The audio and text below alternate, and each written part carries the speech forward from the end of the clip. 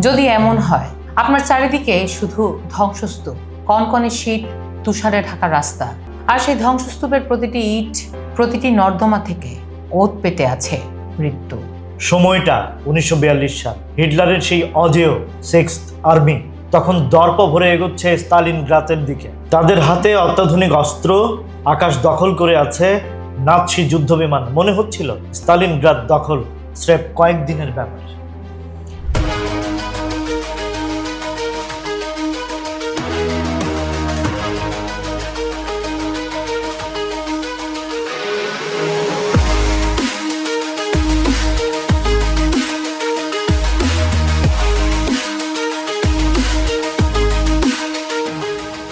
কিন্তু হিটলার জানতেন না এই শহরটি তার জন্য সাজিয়ে রেখেছে এক নরকের প্রবেশপথ।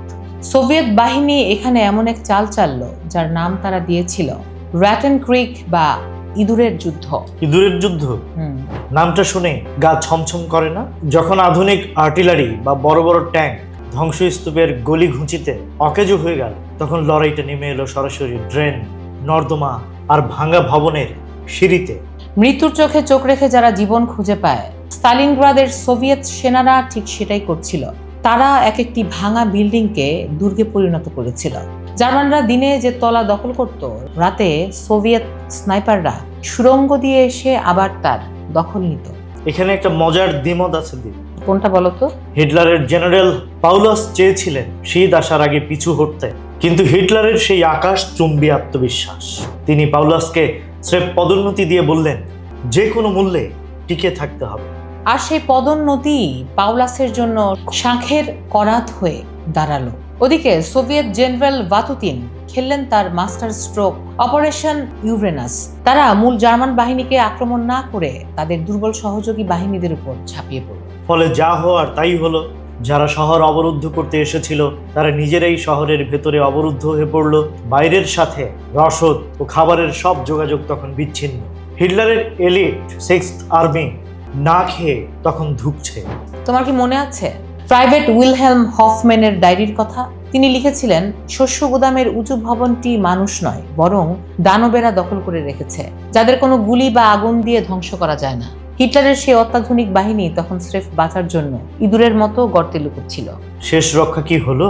1943 সালের 2 ফেব্রুয়ারি প্রায় 1 লাখ জার্মান সেনার সেই ঐতিহাসিক আত্মসমর্পণ।